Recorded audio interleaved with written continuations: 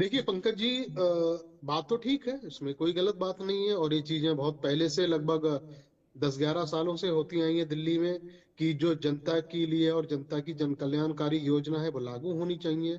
और अरविंद केजरीवाल की तरफ से ये चीजें करी भी जाती हैं। लेकिन फिर क्या होता है, जो कन्फ्लिक्ट उसके बीच में होता है, फिर एलजी साहब आ जाते हैं, वो चीजें नहीं हो पाती हैं। यहाँ सवाल एक सबसे बड़ा ये खड़ा हुआ है कि भारतीय जनता पार्टी को आम आदमी पार्टी ने परेशान तो कर दिया है।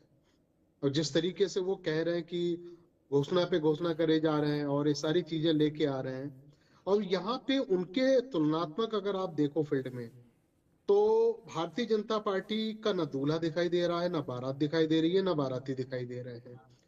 ये बात पूरी दिल्ली की जो जनता है वो भी देख रहे हैं कि भाई कैंडिडेट कहाँ है। कांग्रेस ने भी नीरज कैंडिडेट तिवारी जारी जी कर आ रहे दिया। हैं, आपको जवाब देने का पूरा मौका मिलेगा, इनको बोल लेने दीजिए। हाँ। कैंडिडेट भी उनके नहीं घोषित हुए हैं। और दूसरी बात है, और भी कई जो राष्ट्रीय मुद्दे हैं उनमें प्रधानमंत्री जी बिजी हैं, उनकी पार्टी भी बिजी है, और शीर्ष नेतृत्व अभी इस पे ध्यान नहीं दे रहा। एक सवाल तो ये आ जाता है। दूसरा ये आ जाता है कि आम आदमी पार्टी ने जो घोषणाएं करी हैं उसमें बुराई क्या है। सभी दल करते हैं, सारे लोक लुभावन इस तरीके की बातें की जाती हैं।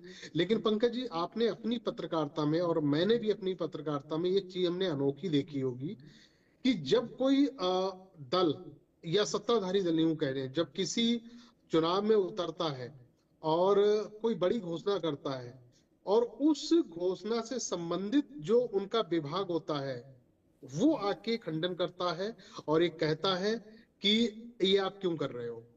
ये बड़ा अनएक्सपेक्टेड और बड़ी एक ताज्जुब वाली बात ये सामने निकल के आती कि दिल्ली का महिला विकास जो आयोग है वो उठा के उनकी घोषणाओं पे उलट एक इश्तिहार जारी कर देता है कि हमारे पास तो ऐसी योजना नहीं है।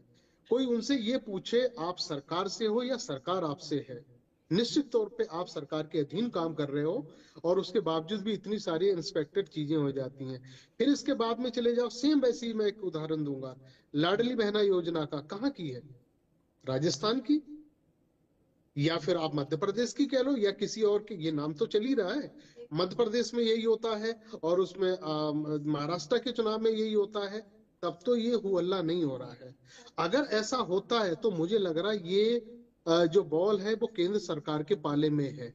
बहुत अच्छा मौका है। आप हमेशा ये कहते हो कि यूटी राज एक अलग कानून लेके चलता है, उनकी विचारधारा, उनकी हर चीज अलग होती है। तो आपको इस मौके पे एक ऐसा कानून ला देना चाहिए ताकि आप भी बच जाओ, आम आदमी पार्टी भी बचे, और कांग्रेस भी फंस जाएगी बुरी तरीके से, कि भैया चुनाव से पहले कोई इस तरह की लोक लुभावन घोषणा नहीं करेगा। अगर करेगा तो उसका डिपार्टमेंट आके उसको खंडन कर देगा।